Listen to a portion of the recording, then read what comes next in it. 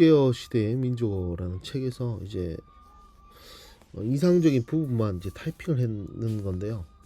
민족적 자긍심을 지키면서 일본과 담을 쌓자는 주장에 대해서 우리 마음이 시원스럽게 와닿는다. 그러나 그것이 패배주의인 걸 살펴야 된다. 이웃과 담을 쌓고 지내는 것은 가장 나쁜 관계를 맺는 것일 따릅니다. 일본 군대는 중국과 러시아의 군대에 대해서 억지력을 지닌 미국을 제외한 단 하나의 군대다. 중국 인민군 사령관 팽덕희가 우리 남북 휴전 핵장의 당사자임을 알려주듯 우리 땅에 마지막으로 쳐들어온 군대는 중국 군대였다. 국共내전에서 가장 우수한 전적을 거둔 조선인으로 구성된 그 부대였죠. 그 부대가 인민군의 핵심 인력이 되고 중국군의 인해 전술로 또 이제 중국군이 같이 들어왔죠. 통일이 되면 우리는 휴전선보다 세곱절이나 긴 국경에서 중국과 마주서게 되고 그 국경에는 역사적으로 두 나라 사이 쟁점이었던 두만강 유역이 들어있다. 어떻게 토문강을 어디로 해석하느냐에 따라서 이제 동만주가 누구 땅이냐가 결정이 되죠. 해묵은 그 논쟁이 있었습니다. 중국하고는. 과학이나 종교 같은 어떤 지적인 노력은 국적이 지니는 영향 거의 없다. 예를 들어서 뭐 과학적 전통의 주류가 고도의 그리스의 문명인데 그것이 그리스라 하는 것이 우리에게 아무런 영향이 없죠. 불교가 인도에서 나왔다는 사실이 우리에게 큰 의미가 없습니다. 오히려 국적이 무슨 뜻을 지닌다는 것은 그것은 인종중심주의라든지 어떤 해로운 요소를 작용한다. 또 하나 고려할 사실은 국적이라는 것은 근대사회에서 나온 개념이다. 민족국가 나온 지 얼마 안 됐습니다. 미국은 이 세계의 중심이고 무슨 일을 하든 거기서 인정을 받아야 정말로 뜻을 지닌다. BTS가 사실 저는 BTS라는 걸 잘 몰랐는데 외국에서 유명하다고 하니까 그제서야 저는 이제 알게 됐거든요. 저 같은 경우는. 그리고 미국에 비기면 우리나라는 변두리죠. 일본 같은 경우도 메이저리그에 진출한 자국 선수들에게 굉장히 열광한다. 그리고 심지어 프랑스 사람들도 아카데미 상을 타면 굉장히 기뻐한다. 그래서 제국의 후미진 주변부 나라에게는 자신의 어떤 준거틀 평가틀을 치니까 어렵다. 그래서 독자적인 사물에 대한 독자적 판단을 내리지 못하고 중심부에 먼저 조회를 한 다음에 그리고 사물을 평가한다. 중심부에 자주 조회하다 보니 정보가 제대로 축적되지 않고 정보가 제대로 축적되지 않으니 더욱 중심부의 판단에 매달리게 된다. 그래서 주변부의 정보 비용은 비싸게 든다. 그런 상황에서 창조적 작업을 하는 것은 매우 어렵다. 필요한 정보를 얻기 어려운 데다가 재발견의 위험도 아주 크다.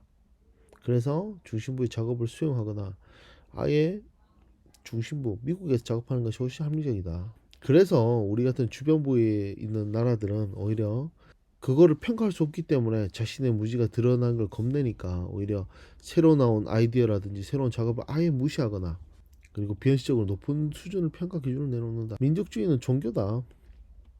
종교로 본 헤이스는 근대 민족주의는 유별나게 피비린내라는 종교였다. 1차 대전이 기존의 전쟁과는 완전히 차원이 다르죠. 그때는 민족주의로 죽기 살기로 싸웠으니까 그때부터는. 예를 들어서 자유주의는 개인의 이익 추구를 배척하지 아니한다. 다른 사람의 자유를 침해하지 않는 한 자유롭게 자기 이익을 추구하도록 허용한다. 그러나 국익이라는 말은 개인들의 이익 집합을 나타내는 간략한 표현인데 한번 생각해 보자는 거죠. 중요한 국익이 걸린 일이라 하면서 애국적 열정이 높아졌지만 그런 국익이 개인의 이익으로는 어떻게 환원되는가 라는 물음을 던져야 된다는 거죠.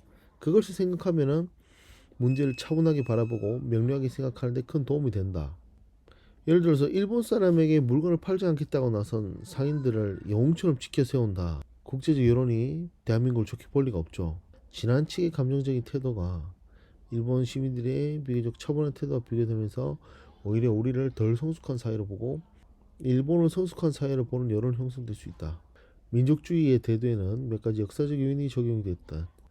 절대군주에 의한 중앙집권 국가의 창출, 교육의 세속화. 그 당시에는 교육은 다 종교교육에 출발했으니까 이제 초국가적 교육 원력의 약화, 경제발전과 중산층의 대두, 도시화 산업화, 교통통신 발달, 인민의 주권이 있다는 이론으로 인해서 민족주의는 모든 사회들에게 지배적 이념이 되었다. 우리가 영어를 왜 배우냐? 영어를 모국어로 가진 사람이 많고 대부분은 그들은 강대국의 시민이기 때문이다. 또한 영어는 국제어이기 때문이다. 그래서 영어는 다른 외국어하고는 차원이 다르다. 근데 우리는 그 영어를 읽는 능력을 갖춰야 된다고 얘기하는 겁니다. 그래서 우리가 외국인들과 어울리는 경우는 그렇게 흔하지 않을 것이다. 따라서 영어를 옳게 쓰고 읽는 것을 시작돼야 된다. 그리고 그것을 할 수 있는, 일단 옳게 읽고 쓸 수 있어야지만 말하고 들을 수 있다. 왜냐하면 우리는 모국어를 쓰지 않고 외국어를 쓰기 때문에 실제로 비즈니스에서는 전문 지식이 중심 역할을 한다. 그래서 당사자들이 아는 전문 용어를 주로 쓰는데 이때는 정확한 문법을 중심으로 한 전통적 영어 공부가 결정적으로 더 중요하다. 왜냐하면 협상이란 건 계약서의 모습을 갖추게 되고 촉조적 자구 수정 단계를 거치게 된다. 무슨 말인지는 잘 모르겠지만 그 단어가 갖는 정확한 의미를 알고 있어야 한다. 정확한 해석이 필요하다라고 생각합니다. 비즈니스 단계에서는 어떤 사람의 직위가 아니라 낱말이나 표현들 가운데 적절한 것을 고를 수 있을 만큼 영어 실력이 좋은 사람에게 내려진다. 복걸 작가의 비명을 찾아서라는 그 소설이 생각이 나네요.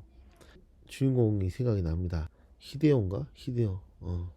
또 대화를 할 때 좋은 화제는 많은 책을 읽은 사람이 내놓을 수 있고 여기서 쓰이는 것은 회화 실력이 아니라 영어를 올바로 읽을 수 있는 능력이다. 영어가 모국어가 아닌 정치 지도자가 같이 들을 수 있는 가장 멋진 찬사는 바로 나카소네 야스히로 수상이다. Fluent but accented English.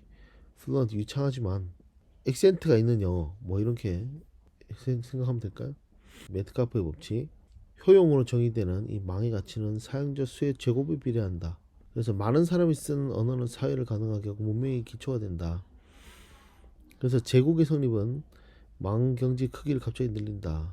아람어, 한문, 그리스, 헬라어, 라틴, 아랍어 등은 현대에는 브리테니카나 영국, 팍스 아메리카나 덕분에 영어가 그런 임계 질량을 얻었다. 5세대 안의 영어는 대부분 사회에서 공용화될 가능성이 무척 높다. 유대인들은 언어를 실제로 여러 번 가볍게 바꿨다. 북이스라엘은 아수르의 망이기 때문에 아람어에 침입이 됐고 20계층만이 히브리어를 읽을 수 있었다. 네헤미야는 히브리어가 산언어에서 쓰여진 마지막 책이다. 그리고 알렉산더 대왕 이후에는 이제 헬라어를 다들 쓰게 되었다. 인도, 필리핀, 싱가포르 이들은 혜택이 크다. 아시아에서 영어 쓰는 인구는 미국, 영국 인구 합친 것보다 많다. 지금 더 많겠죠. 우리 사회는 지식의 생산 그리고 지식의 소비에 상당히 뒤떨어진다. 정보와 지식은 제급의 중심부에서 대부분 생산되고 유통되고 소비된다. 따라서 우리 사회는 중심부에 생산되는 지식을 효율적으로 흡수하는 것이 중요하다. 우리말을 아끼고 써야 한다는 주장에 심정적으로 동의하지 않는 사람이 몇이나 되겠나. 그러나 합리적이진 않다. 한쪽에서는 영어를 자연스럽게 써서 세상 모든 사람과 쉽게 어울리고 일상과 직장에서 영어를 구체화된 많은 문화 유산과 첨단 정보를 쉽게 얻는 삶이 있다. 다른 한쪽에는 조상들이 써온 조선어를 누리는 즐거움을 누리지만 영어를 쓰는 것이 힘들어 다른 나라 사람과 어울리는 것을 기피하고 평생 갖가지 불이익을 보고 영어로 구체화된 문화유산을 향유하지 못하고 본초를 다투는 정보들을 뒤늦게 그것도 오역이 많은 번역을 얻어서 세상에 또 많은 사람과 경쟁해야 하는 삶이 있다. 언어는 도구다. 그 언어가 도구란 사실은 바뀌지 않는다.